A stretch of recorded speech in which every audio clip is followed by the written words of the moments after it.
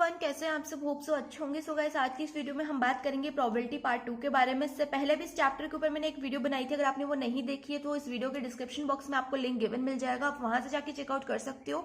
तो आज की इस वीडियो में हम बात करेंगे इंडिपेंडेंट इवेंट के बारे में। अब इंडिपेंडेंट इवेंट क्या होता है? तो अगर मैं आपसे कहूं कि ए एंड बी दो इवेंट्स है और यहाँ पर जो ए की अकरेंस है, probability of event A doesn't depend on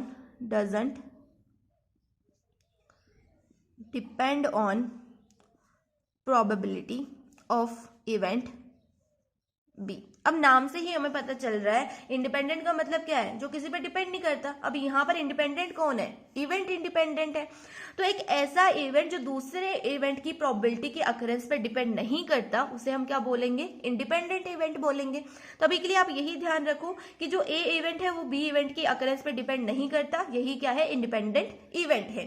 अब इसके अंदर दो चीजें आपको याद रखनी है, दो फॉर्मूलाज में कह सकती हूँ उन्हें, कि प्रोबेबिलिटी ऑफ ए क्या होता है? इक्वल होता है probability of A by B के, ठीक है। और दूसरा फॉर्मूला है प्रोबेबिलिटी ऑफ बी जो है वो इक्वल होता है प्रोबेबिलिटी ऑफ बी बाई ए के, ठीक है। तो ये दो चीजें आपको याद रखनी है। हम बात करते हैं कुछ और टॉपिक्स की, जैसे कि इंडिपेंडेंट इवेंट की एक थ्योरम होती है। अब वो थ्योरम क्या कहती है कि if A and B are two events then probability of A intersection B is equal to probability of A into में probability of B। यहाँ पर मैंने क्या कहा कि अगर ए एंड बी दो इवेंट्स है तो उस कंडीशन में जो उनकी प्रोबेबिलिटी होगी, ए इंटरसेक्शन बी की जो प्रोबेबिलिटी होगी वो क्या होगी? इक्वल होगी प्रोबेबिलिटी ऑफ ए इंटू में प्रोबेबिलिटी ऑफ बी के। यही क्या है? इंडिपेंडेंट इवेंट की थ्योरम है। और हर एक क्वेश्चन में जहां पर हमें प्रूव करना होगा किसी इवेंट को इंडिपेंडेंट, वहां पर हम क्या चेक करेंगे? इसी चीज को चेक करेंगे। तो ये थ्योरम भी आपको अच्छे से आनी चाहिए। अब बात करते हैं थर्ड टॉपिक की। थर्ड टॉपिक क्या है? Mutually exclusive event. अब म्यूचुअली एक्सक्लूसिव इवेंट क्या होता है? तो देखिए, हम किसी भी दो इवेंट्स को, अगर ए एंड बी जो है हमारे कोई दो इवेंट हैं, इनको हम म्यूचुअली एक्सक्लूसिव कब बोलेंगे? जब ए इंटरसेक्शन बी क्या होगा? इक्वल होगा फाई के। मतलब ए इंटरसेक्शन बी कुछ भी नहीं होगा। इंटरसेक्शन का मतलब यही तो होता है कि ए और बी के बीच में क्या कॉमन है। तो ए और बी के बीच में अगर कुछ भी कॉमन नहीं है तो हम उसे क्या बोलेंगे? म्यूचुअली एक्सक्लूसिव इवेंट बोलेंगे। साथ ही यहाँ पर अगर हम इसकी प्रोबेबिलिटी निकाल देंगे, ए इंटरसेक्शन बी की अगर हम प्रोबेबिलिटी निकालेंगे तो वो क्या आएगी? 0 आएगी। तो हम इसे क्या बोलेंगे? म्यूचुअली एक्सक्लूसिव इवेंट बोलेंगे। अब अगर आप एग्जांपल्स के बारे में सोच रहे हो तो हम जब क्वेश्चन सॉल्व करेंगे तब आपको अच्छे से समझ में आ जाएगा कि मैं क्या क्या बता रही हूँ यहाँ पर आपको। तो चलिए अब बात करते हैं डी मॉर्गन्स रूल के बारे में। तो नाम से डी मॉर्गन्स रूल बहुत बड़ा लगता है, लेकिन ऐसा कुछ भी नहीं है, बहुत सिंपल रूल है ये भी। तो इसमें कुल 3 रूल होते हैं। फर्स्ट रूल आपका कहता है कि A union B dash is equals to A dash intersection B dash. A union B dash क्या होता है? इक्वल होता है A dash intersection B dash के। ये फर्स्ट रूल होता है। सेकेंड रूल है ए इंटरसेक्शन बी डैश क्या होगा? इक्वल होगा ए डैश यूनियन बी डैश के। मतलब उल्टा होता है, यूनियन में इंटरसेक्शन हो जाता है, इंटरसेक्शन में यूनियन हो जाता है।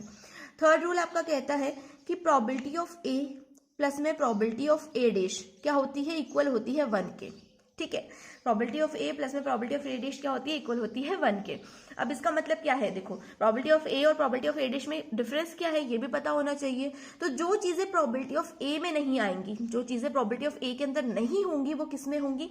प्रोबेबिलिटी ऑफ ए डैश के अंदर होंगी। और जो चीजें प्रोबेबिलिटी ऑफ ए डैश के अंदर नहीं होंगी वो प्रोबेबिलिटी ऑफ ए के अंदर होंगी। तो दोनों का जो सम होता है वो इक्वल होता है किसके? 1 के। तो जो प्रोबेबिलिटी होती है वो हमेशा क्या होती है? 1 के इक्वल होती है, या फिर 1 से छोटी होती है, 1 से बड़ी नहीं होती, ठीक है। तो चलिए अब बात करते हैं क्वेश्चंस की। और क्वेश्चंस की बात करने से पहले एक छोटा सा टेक्निक मैं आपको बता देती हूँ कि अगर किसी क्वेश्चन में आपको बोथ और एंड दिखता है, अगर किसी भी क्वेश्चन में आपको बोथ और एंड दिखता है ये इंडिपेंडेंट इवेंट वाले क्वेश्चंस में, तो आप वहां पर क्या करोगे? इंटरसेक्शन करोगे। ये इंटरसेक्शन का साइन होता है, तो वहां पर आप क्या करोगे? इंटरसेक्शन करोगे। और अगर किसी क्वेश्चन के अंदर आपको और दिखता है, और लिखा हुआ दिखता है, तो आप वहां पे क्या करोगे? यूनियन करोगे। तो ये एक टेक्निक है जो कि आपको आनी चाहिए, क्वेश्चन के अंदर बहुत यूजफुल होती है। तो चलिए अब बात करते हैं कुछ क्वेश्चंस की ना, जो कि पहले पूछे जा चुके हैं और अभी भी पूछे जा सकते हैं। उन क्वेश्चन के बारे में बात करेंगे। तो चलिए फर्स्ट क्वेश्चन देख लेते हैं। तो देखिए यहाँ पर हमें क्वेश्चन गिवन है, a fair coin and unbiased die tossed, let A be the event head appears on the coin and B be the event 3 appears on the die, check whether A and B are independent event और not. तो यहाँ पर हमें एक question given है, एक coin को और एक अनबायस्ड डाई को जब टॉस करते हैं तो हमारे पास ए इवेंट गिवन है कि हेड आएगा एक कॉइन के ऊपर, और बी इवेंट है कि जो डाई है जब उसको टॉस करेंगे तो उसके ऊपर क्या आना चाहिए, 3 आना चाहिए। तो ये 2 इवेंट हमें गिवन है और हमसे पूछा है क्या ये एक इंडिपेंडेंट इवेंट है या नहीं है। तो हमें इंडिपेंडेंट इवेंट है या नहीं है ये चेक करना है। तो मैंने आपको बोला था कि जब भी हमें ये चेक करना हो तो हम क्या करते हैं, थ्योरम का यूज करते हैं। थ्योरम आपको याद होगी, अभी मैंने बताई है। तो चलो सबसे पहले इवेंट लिख लेते हैं। तो ए इवेंट है हमारे पास head appear on coin, coin के ऊपर क्या आना चाहिए, हेड आना चाहिए। ये हमारे पास ए इवेंट है। बी इवेंट है हमारे पास 3 अपीयर ऑन डाई, ठीक है, डाइस के ऊपर क्या आना चाहिए, 3 आना चाहिए। अब सैंपल स्पेस लिखनी बहुत जरूरी है। सबसे पहले तो सैंपल स्पेस लिख लेते हैं। तो सैंपल स्पेस क्या बन सकती है हमारी, मान लीजिए मैंने एक कॉइन को टॉस करा, उसके ऊपर हेड आ गया, और जब मैंने एक डाइस को रोल करा तो उसके ऊपर क्या आ गया, 1 आ गया। मैंने कॉइन को टॉस करा, हेड आया, डाइस को रोल करा, 2 आ गया। कॉइन को टॉस करा, हेड आ गया, डाइस को रोल करा, 3 आ गया। कॉइन को टॉस करा, हेड, डाइस को रोल करा, 4। कॉइन को टॉस करा, हेड, डाइस को रोल करा, 5। कॉइन को टॉस करा, हेड, डाइस को रोल करा, 6। ये पॉसिबिलिटीज हो सकती हैं। या फिर ऐसा भी हो सकता है कि मैं अगर कॉइन को टॉस करूं तो टेल आ जाए, हो सकता है कि नहीं हो सकता। अब यहाँ पर फेयर कॉइन का मतलब है कि दोनों साइड में क्या होगा, हेड और टेल होगा। जो अनफेयर कॉइन अगर आपको कहीं पर लिखा हुआ मिल जाए तो अनफेयर कॉइन का मतलब क्या होता है, अनफेयर कॉइन का मतलब है कि दोनों साइड में या तो हेड हेड होगा या फिर दोनों साइड में टेल टेल होगा, ठीक है। यहाँ पर फेयर कॉइन बात की गई है, मतलब यहाँ पर हेड भी है और टेल भी है। ऐसे ही आप अनबायस्ड डाई का भी देख सकते हो। अनबायस्ड डाई का मतलब है कि उसको बायस नहीं करा हुआ, मतलब उसके ऊपर हर साइड में अलग अलग नंबर होगा, 1 to 6 नंबर्स होते हैं डाइस के ऊपर। वैसे ही ये अनबायस्ड डाई का मतलब है नॉर्मल डाई, जो कि नॉर्मल होता है। जैसे कि आप लूडो वगैरह में खेलते हो, वो डाई जिसके ऊपर सारे नंबर्स होते हैं वो अनबायस्ड होता है। अगर किसी डाई के ऊपर हर साइड में एक ही नंबर लिखा होगा वो क्या होगा, बायस्ड होगा, ठीक है। तो चलिए अब अगर हम किसी कॉइन को टॉस करते हैं, टेल आ सकता है। अगर मैं डाई को रोल करूंगी तो 1 आ सकता है। ऐसे ही टेल आएगा, फिर 2 आएगा, टेल आया, 3 आया, टेल आया, 4 आया, टेल आया, 5 आया, टेल आया, 6 आया। यही कंडीशंस बन सकती है, यही सैंपल स्पेस बन सकता है, इसके अलावा कुछ नहीं आएगा, है ना। तो चलिए अब हम निकाल लेते हैं ए क्या है, head appear on coin, coin के ऊपर क्या आना चाहिए, हेड आना चाहिए। तो यहाँ पर देखिए ये जो है ये टर्म्स क्या हो जाएंगी, ए के अंदर आ जाएंगी। यहाँ पर क्या आ रहा है, कॉइन के ऊपर हेड आ रहा है ना। अब बी के लिए क्या हो जाएगा, बी के लिए जो सैंपल स्पेस बन जाएगा वो क्या बनेगा, 3 अपीयर ऑन डाई, डाइस के ऊपर क्या आना चाहिए, 3 आना चाहिए। तो एक तो ये वाला जो है बी के अंदर आ जाएगा, एक ये वाला बी के अंदर आ जाएगा, क्योंकि यहाँ पर डाइस के ऊपर क्या आ रहा है, 3 आ रहा है, और कहीं पर भी 3 नहीं आ रहा है ना डाइस के अंदर, बिल्कुल भी नहीं आ रहा। तो ये 2 कंडीशन किस में आ जाएंगी, बी में आ जाएंगी। तो ये मैं आपको नेक्स्ट पेज पे बता देती हूँ। तो देखिए ए क्या हो जाएगा हमारे पास, ए अगर मैं आप पर लिखूं तो ए क्या आ जाएगा, हेड आ जाएगा 1, हेड आ जाएगा 2, head 3, head 4, head 5 and head 6, है ना। हमने क्या बोला था, ए के अंदर क्या आना चाहिए, कॉइन के ऊपर हेड आना चाहिए। तो वो वाली टर्म्स हमने यहाँ पे लिख दी। तो ए के अंदर यही सब चीजें होंगी। अब बी की बात कर लेते हैं। तो बी के अंदर क्या होना चाहिए, डाइस के ऊपर 3 आना चाहिए। तो फर्स्ट कंडीशन हो सकती है हेड 3 और सेकेंड कंडीशन हो सकती है टेल 3, ठीक है। 2 ही कंडीशंस बनेंगी। अब हम निकाल लेते हैं क्या, प्रोबेबिलिटी ऑफ ए। तो प्रोबेबिलिटी ऑफ ए क्या हो जाएगी, देखो कितने एलिमेंट्स है प्रोबेबिलिटी ऑफ ए के लिए। देखिए यहाँ पर ए के अंदर कितने एलिमेंट्स है, 6 एलिमेंट्स है। तो नंबर ऑफ एलिमेंट्स अपॉन में total elements, total elements in sample space. तो सैंपल स्पेस में कितने एलिमेंट्स होंगे, सैंपल स्पेस में 12 एलिमेंट्स हैं। तो ये हो जाएगा 6/12। अब अगर मैं निकालूं प्रोबेबिलिटी ऑफ बी, तो प्रोबेबिलिटी ऑफ बी क्या हो जाएगी, number of elements in B कितने हैं, 2 हैं, और total number of elements in sample space कितने हैं, वही 12 है। तो प्रोबेबिलिटी ऑफ बी ये आ गई। अब अगर यहाँ पर हम निकालें ए इंटरसेक्शन बी, मतलब ए और बी में क्या चीजें कॉमन है। तो आप देखिए यहाँ पर हेड 3 है, यहाँ पर भी हेड 3 है, तो सिर्फ हेड 3 ही यहाँ पर क्या है, कॉमन में है। तो ये चीज कॉमन में आ जाएगी। अब अगर मैं निकालूं probability of A intersection B, तो वो क्या आएगी, probability of A intersection B क्या होगा, देखो number of elements in A intersection B upon में total elements in sample space. तो इसमें कितने नंबर्स हैं इंटरसेक्शन बी में, सिर्फ 1 है, और टोटल एलिमेंट्स कितने हैं सैंपल स्पेस में, 12 हैं। तो ए इंटरसेक्शन बी की प्रोबेबिलिटी क्या आ गई, 1/12 आ गई।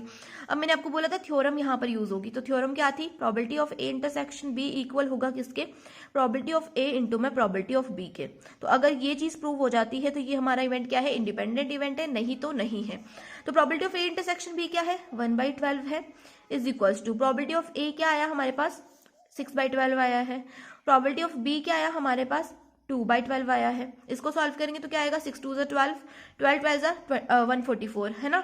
12 से 12 कटेगा 1 टाइम, 12 से 144 कटेगा 12 टाइम। तो यहाँ पर ये 1/12 था, इधर भी क्या आ गया 1/12 आ गया, दोनों इक्वल आ गए। इसका मतलब क्या है, event is independent, event is independent. ये इवेंट क्या है, एक इंडिपेंडेंट इवेंट है। यही हमें प्रूफ करना था, वो हमने प्रूफ कर दिया। अब बढ़ते हैं नेक्स्ट क्वेश्चन की तरफ।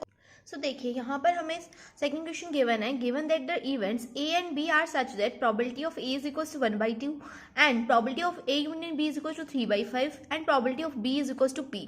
Find the value of P if they are mutually exclusive and independent event.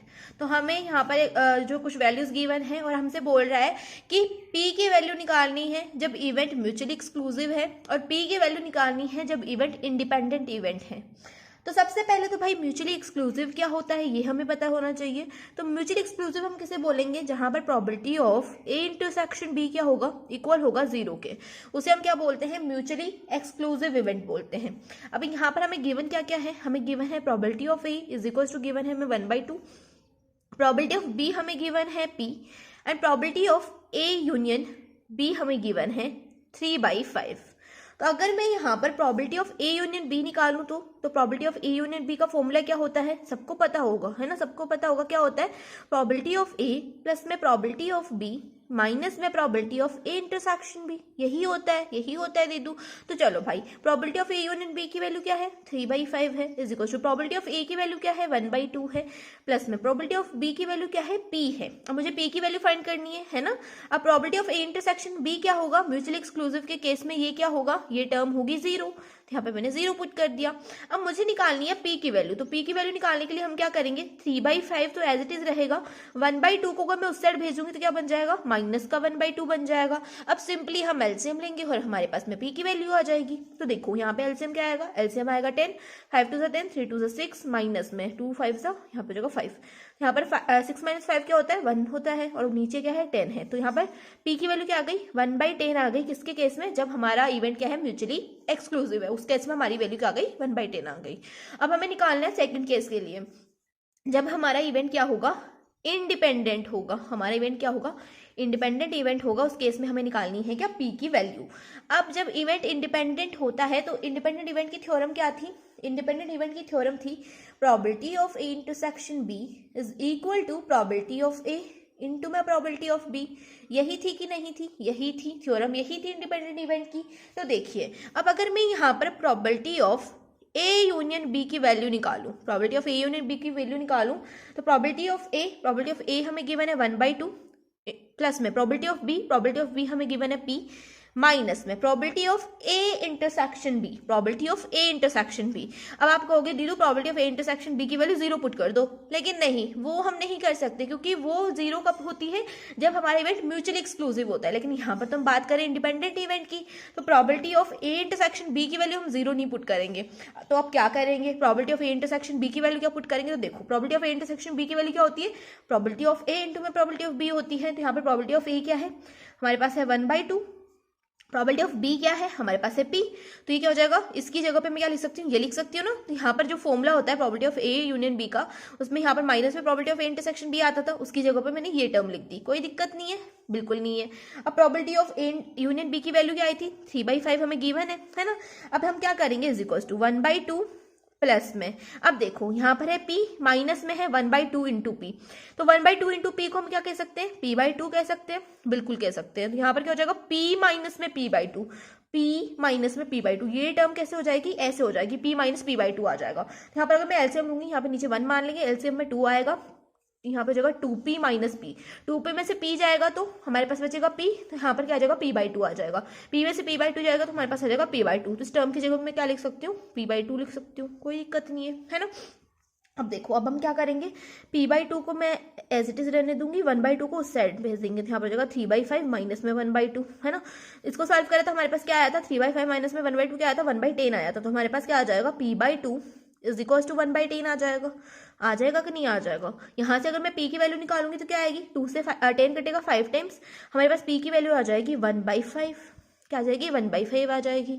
तो म्यूचुअली एक्सक्लूसिव इवेंट के लिए पी की वैल्यू क्या आई थी 1/10 आई थी, और इंडिपेंडेंट इवेंट के लिए क्या आ गई 1/5 आ गई। तो ऐसे ही क्वेश्चंस बन सकते हैं, आपके ऊपर डिपेंड करता है आप क्वेश्चन को कैसे लगाते हो, है ना। अगर आपको कॉन्सेप्ट पता है तो आप क्वेश्चन कर सकते हो। तो अब देखो, अब मैंने आपको जो पहले वाला क्वेश्चन बताया था ना, जिसमें हमने एक कॉइन को टॉस करा फिर डाई को टॉस करा, है ना, तो ऐसे क्वेश्चन ज्यादा बनते हैं। ठीक है, ये क्वेश्चन भी बनते हैं 1, 2, 3 मार्क्स के क्वेश्चन बनते हैं, लेकिन प्रोबेबिलिटी आपको पता है 10 मार्क्स की है, तो उसके अंदर और भी क्वेश्चन बनेंगे। तो कंडीशनल प्रोबेबिलिटी में मैंने आपको बता दिया था कैसे क्वेश्चन बनते हैं पिछली वाली वीडियो के अंदर। इंडिपेंडेंट इवेंट में ना क्वेश्चन कुछ इस टाइप के होंगे कि अगर हम एक कॉइन को टॉस करते हैं उसके ऊपर हेड आता है, और अगर कॉइन के ऊपर हेड आता है तो हम एक डाई को 3 टाइम टॉस करेंगे, तो ऐसे क्वेश्चन भी बनते हैं वहां पर। तो उन क्वेश्चन को क्या है ना, हमें करने में थोड़ा दिमाग ज्यादा लगता है ना, डिफिकल्ट होते हैं करने में। बच्चे क्या करते हैं, कई बार गलती कर देते हैं, तो थोड़ी सी कैलकुलेशन मिस्टेक हो जाती है वैसे क्वेश्चंस में, तो वो क्वेश्चंस आने के जो चांसेस होते हैं वो ज्यादा होते हैं। तो अगर आपकी बुक में वैसे टाइप के कुछ क्वेश्चंस है तो आप उनको ज्यादा लगा लेना, और ऐसे क्वेश्चंस तो आप लगा ही लोगे, क्योंकि अगर आपको कॉन्सेप्ट पता है तो आप ऐसे क्वेश्चन तो कर ही सकते हो। तो चलिए अब एक और क्वेश्चन कर लेते हैं इसी इंडिपेंडेंट इवेंट के ऊपर। तो देखिए, जैसे कि यहाँ पर मुझे क्वेश्चन गिवन है, if A and B are two events such that probability of A is equals to 1/4 and probability of B is equals to 1/2 and probability of A intersection B is equals to 1/8, find probability of not A and not B. तब आप कहोगे दीदी हमें ये तो समझ में आ गया कि यहाँ पर प्रोबेबिलिटी ऑफ ए गिवन है, प्रोबेबिलिटी ऑफ बी गिवन है and probability of A intersection be given है, लेकिन इसे हमें फाइंड करने में क्या बोल रहा है, फाइंड क्या करना है हमें, ये मेरे को समझ में नहीं आया। तो देखो, प्रोबेबिलिटी ऑफ हमें फाइंड क्या करना है, प्रोबेबिलिटी ऑफ नॉट ए, जो ए नहीं है। अब मैंने आपको बोला था जो ए नहीं होता वो क्या होता है, ए डैश होता है ना। अब यहाँ पे बोले नॉट बी, मतलब जो बी नहीं है। अब जो बी नहीं होता वो क्या होता है, बी डैश होता है। ठीक है, तो ये तो हमें समझ के आ गया, ए डैश बी डैश फाइंड करना है। अब यहाँ पर एंड लिखा हुआ है, तो मैंने आपको बोला था कि जहां पर भी आपको एंड या बोथ दिख जाता है वहां पर आप लगाते हो इंटरसेक्शन। ठीक है, जहां पर एंड और बोथ लग जाता है वहां पर इंटरसेक्शन लगाते हैं, जहां पर और दिखता है वहां पर हम क्या लगाते हैं, यूनियन लगाते हैं। तो ये चीज आपको पता होनी चाहिए। अब आप इस वीडियो को स्किप मत करना, कहीं पर भी स्किप और पॉज बिल्कुल भी मत करना। प्रैक्टिस के लिए क्वेश्चंस मैं आपको कम्युनिटी पोस्ट में शेयर कर दूंगी। ठीक है, बार बार मैं बोल रही हूँ आपको कि वीडियो को स्किप या पॉज मत करो। ये भी जो रिवीजन वाली बेचेस वाली वीडियो चल रही है इनको बिल्कुल भी पॉज मत करो, क्योंकि यहाँ पर आपको कोई ना कोई जो है कॉन्सेप्ट देखने को मिलेगा हर एक क्वेश्चन के साथ में। तो हमें ये चीज फाइंड करनी है। ठीक है, ये चीज हमें निकालनी है। तो देखिए यहाँ पर क्या है, probability of A dash intersection B dash. तो इसका हमने एक रूल पढ़ा है, डी मॉर्गन्स रूल। याद है कि भूल गए यार, दीदी कैसी बातें कर रहे हो, अभी तो पढ़ाया था आपने डी मॉर्गन्स रूल, इतने भुलक्कड़ थोड़ी ना है हम। तो क्या होता था, डी मॉर्गन्स रूल आपका कहता है कि probability of A dash intersection B dash किसके इक्वल होता है, probability of A union B के होल डैश के। यही होता है कि नहीं होता, यही होता है। अब इसका मतलब क्या है, probability of A union B dash का मतलब क्या है। तो देखिए, हमने एक चीज पढ़ी थी, यहाँ पर मैं आपको बताती हूँ अलग से। प्रोबेबिलिटी ऑफ ए प्लस में प्रोबेबिलिटी ऑफ ए डैश क्या होता है, इक्वल होता है 1 के। अब प्रोबेबिलिटी ऑफ ए और प्रोबेबिलिटी ऑफ ए डैश में क्या डिफरेंस है, जो चीज प्रोबेबिलिटी ऑफ ए में नहीं है वो किस में होगी, प्रोबेबिलिटी ऑफ ए डैश में होगी, है ना। तो अगर मैं यहाँ पर ए की जगह पे ए यूनियन बी लिखूं, तो यहाँ पर हो जाएगा probability of A union B, है ना। यहाँ पर भी ए की जगह पे क्या लिख दो, ए यूनियन बी लिख दो, ए यूनियन बी लिख दिया। ऊपर डैश लग रहा है, ये डैश ऊपर लगेगा तो ये डैश हमने यहाँ पे लगा दिया, इज इक्वल टू क्या है 1 है। मुझे ये चीज फाइंड करनी है, ये चीज मुझे पता होनी चाहिए। तो इसके लिए क्या करेंगे, इस वाली चीज को उधर भेज देंगे तो हमारे पास आ जाएगा 1 माइनस में probability of A union B. आ जाएगा कि नहीं आ जाएगा। तो देखो, इसकी जगह पे मैं क्या लिख सकती हूँ, इसकी जगह पे मैं लिख सकती हूँ 1 minus probability of A union B. लिख सकती हूँ कि नहीं लिख सकती, बिल्कुल लिख सकती हूँ, है ना। अब probability of A union B का तो भाई हमें फॉर्मूला पता है, क्या होता है 1 minus probability of A plus में प्रोबेबिलिटी ऑफ बी माइनस में probability of A intersection B, probability of A intersection B. यही तो फॉर्मूला होता है probability of A union B का, यही होता है दे दूं। तो चलो, हमें तो वैल्यूज गिवन है, तो देखो 1 माइनस प्रोबेबिलिटी ऑफ ए की वैल्यू हमें गिवन है 1/4, प्रोबेबिलिटी ऑफ बी की वैल्यू हमें गिवन है 1/2 and probability of A intersection B की वैल्यू हमें गिवन है 1/8। यही गिवन ना। तो देखो हम क्या करेंगे, सबसे पहले इस चीज का एलसीएम लेंगे। तो देखो वो यहाँ पर जगह 1 माइनस में इसका एलसीएम क्या आ जाएगा, 4 आ जाएगा। यहाँ पर हो जाएगा 4 माइनस में, देखो 4 आ जाएगा, 4 सॉरी यहाँ पे प्लस है ना, 2 2 जा, तो यहाँ पे जाएगा 2, 4 + 2 इज, एक मिनट गलती से मिस्टेक, यहाँ पे 4 थोड़ी ना आएगा, 4 तो एलसीएम में आएगा, यहाँ पर तो 1 आएगा ना। 4 से ये 4 कैंसिल, यहाँ पे 1 आएगा। गलती से मिस्टेक कई बार हो जाती है यार। देखो अब यहाँ पर 1 है, माइनस में 1 + 2 इज 3, ये हो जाएगा 3/4 माइनस में 1/8। अब क्या करो, इसका एलसीएम ले लो, है ना। मैं तुम्हें सिंपल वे में बता रही हूँ, तुम चाहते तो सबका एक साथ कर सकते थे, है ना, पर वहाँ पे तुम प्लस माइनस में तुम कर देते, थोड़ी सी गड़बड़, इसलिए यहाँ पे बता रही हूँ। तो देखो 4 8 यहाँ पे हो गया। अब इसका एलसीएम क्या आएगा, ऑब्वियसली 8 आएगा। तो देखो 4 2 जा 8, 3 2 जा 6 माइनस में, यहाँ पे जगह 1, 6 माइनस 1 क्या होता है 5 होता है, तो इसकी वैल्यू क्या आएगी 5/8 आएगी हमारे पास, तो 1 माइनस ये, इसकी वैल्यू हो जाएगी 5/8, तो 1 माइनस में 5/8 हो जाएगा। अब इसका एलसीएम भी ले लेंगे, तो यहाँ पर एलसीएम में क्या आएगा 8 आएगा, और इसको सॉल्व करेंगे तो हमारे पास आएगा 3। ठीक है, तो ये चीज हमारे पास आ जाएगी 3/8। तो यहाँ पर हमें क्या निकालना था, हमें निकालना था probability of A dash intersection B dash, उसकी वैल्यू क्या आ गई हमारे पास 3/8 आ गई। तो देखो यहाँ पर ना ये चलता आ रहा है, यहाँ पर ये चलता आएगा, ये साथ साथ में चल रहा है, तो यहाँ पर भी इक्वल में ये था, ठीक है, ये था इक्वल में, तो यहाँ पर हमने क्या कर दिया, इसकी वैल्यू निकाल दी, तो हमारे पास probability of A dash intersection B dash की वैल्यू क्या आ गई 3/8 आ गई। तो अगर आपको कॉन्सेप्ट पता है तो आप क्वेश्चन को फटाफट से लगा सकते हो। अब एक क्वेश्चन मैं आपको बता देती हूँ, कार्ड वाले क्वेश्चन भी बहुत पूछे जाते हैं बोर्ड्स के अंदर, तो कार्ड वाला एक क्वेश्चन बता देती हूँ आपको, ताकि आपको जो है कहीं पर भी दिक्कत ना आए क्वेश्चन को करने में। तो एक बार कार्ड वाला क्वेश्चन भी देख लेते हैं।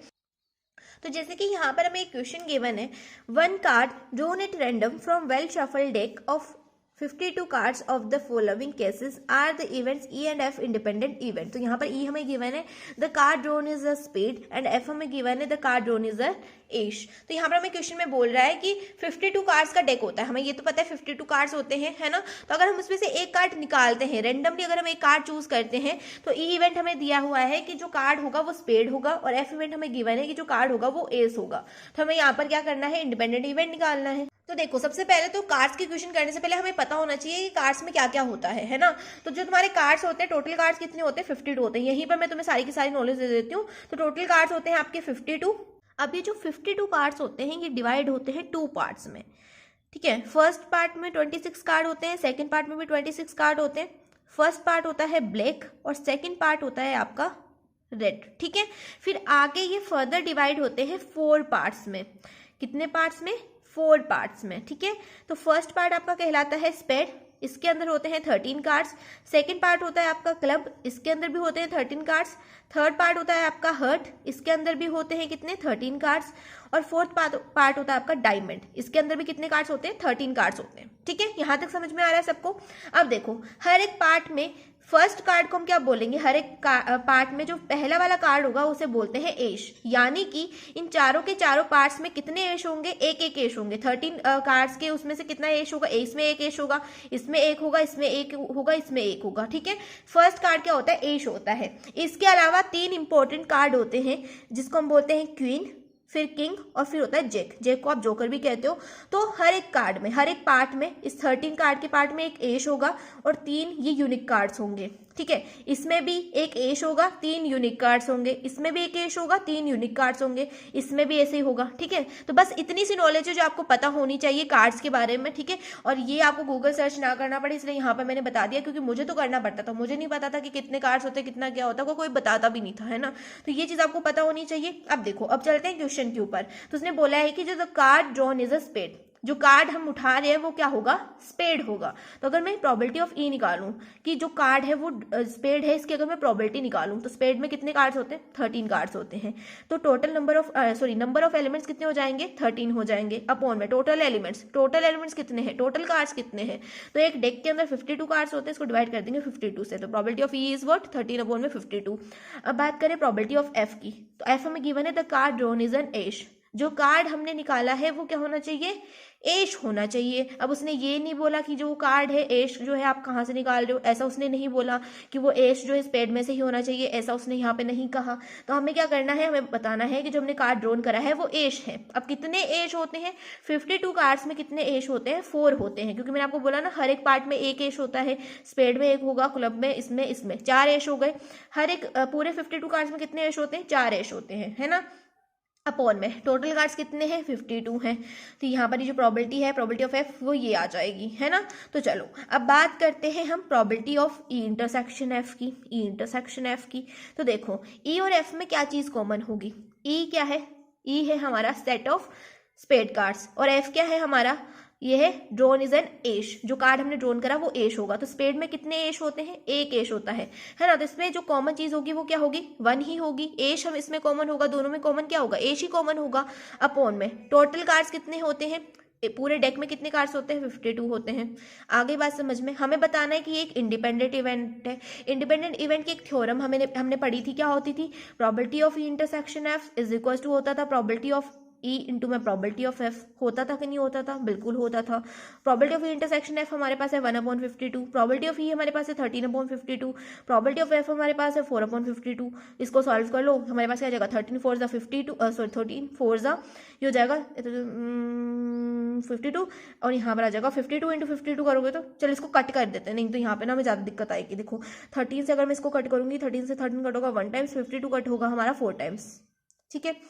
4 से ये कट होगा, 4 से 4 कट होगा 1 टाइम्स, 4 से 52 कट होगा 13 टाइम्स। तो यहाँ पर अगर probability of E into probability of F करेंगे तो क्या आ जाएगा हमारे पास 1/4। प्रोबेबिलिटी ऑफ ई क्या है हमारे पास 1/4 है, प्रोबेबिलिटी ऑफ एफ है हमारे पास 1/13, ठीक है। अब सॉल्व करने में ज़्यादा दिक्कत नहीं आएगी, इसलिए मैंने यहाँ पर वहाँ पे कट करके बता दिया। तो 1 इंटू 1 इज 1, 13 4 52। तो यहाँ पर क्या है probability of E intersection F क्या है 1/52 है, और probability of E into probability of F भी क्या आ गया 1/52 आ गया, दोनों इक्वल आ गया। इसका मतलब क्या है ये इवेंट क्या है, एक इंडिपेंडेंट इवेंट है। हो गया प्रूफ, ऐसे ही क्वेश्चंस बनेंगे। तो चलिए इस वीडियो को यहीं पर एंड करते हैं। यहाँ पर हमें इंडिपेंडेंट इवेंट क्या होता है ये पता चला, क्वेश्चंस कैसे बनते हैं वो भी हमने कर लिया। अब नेक्स्ट वीडियो के अंदर हम Bayes theorem and total probability के क्वेश्चंस करेंगे, और वो बहुत ज्यादा इंपॉर्टेंट होती है। Bayes theorem and total probability तो आप देखकर ही जाना, ठीक है। प्रोबेबिलिटी में वो क्वेश्चंस बहुत ज्यादा आते हैं, तो वो तो मतलब पक्का ही आएगा, एक ना एक क्वेश्चन तो आपसे पूछा ही जाएगा बेस थ्योरम और टोटल प्रोबेबिलिटी का, तो वो तो आपको आना ही चाहिए। तो वो हम नेक्स्ट वीडियो के अंदर ट्राई करेंगे। यहाँ पर वीडियो ज्यादा लेंथी ना हो जाए इसलिए मैं यहीं पर एंड कर दूँ। और एक सजेशन मुझे आप लोगों से चाहिए, तो सब बच्चे जो बताना, जितने बच्चे वीडियो देखते हैं सारे के सारे कमेंट करके बताना, क्योंकि मुझे 1-2 कमेंट नहीं चाहिए, मुझे सबसे पूछना है, सबसे पूछ रही हूँ मैं इस टाइम पे कि क्या चाहते हैं वो, कॉन्सेप्ट भी और क्वेश्चंस जो सब कुछ कराते हैं वो आप चाहते हो, या फिर सिर्फ और सिर्फ मैं क्वेश्चन सॉल्व करवाऊँ आपसे, जो प्रीवियस ईयर में जो क्वेश्चन हुए हैं वो मैं सिर्फ और सिर्फ आपको यहाँ पे कराऊँ, या फिर आप चाहते हो कि कॉन्सेप्ट भी बताऊँ। तो आप रिविजन में क्या करना चाहते हो वो मुझे आप कमेंट सेक्शन में जरूर से बता देना। और अगर वीडियो अच्छी लगती है तो वीडियो को लाइक कर देना, चैनल को सब्सक्राइब कर लेना अगर अभी तक नहीं करा है तो, और अपने फ्रेंड्स के साथ ज्यादा से ज्यादा शेयर करो, साथ एक प्यारे से कमेंट कर दो तुम्हारी दीदू के लिए। तो मिलते हैं नेक्स्ट वीडियो में जहां पर हम आगे के क्वेश्चंस को, आगे के कॉन्सेप्ट्स को पढ़ेंगे। तब तक के लिए बाय बाय, टेक केयर। और सजेशन में फटाफट से बता देना मुझे कमेंट सेक्शन में क्या सजेशन है तुम्हारी। तो बाय बाय, टेक केयर।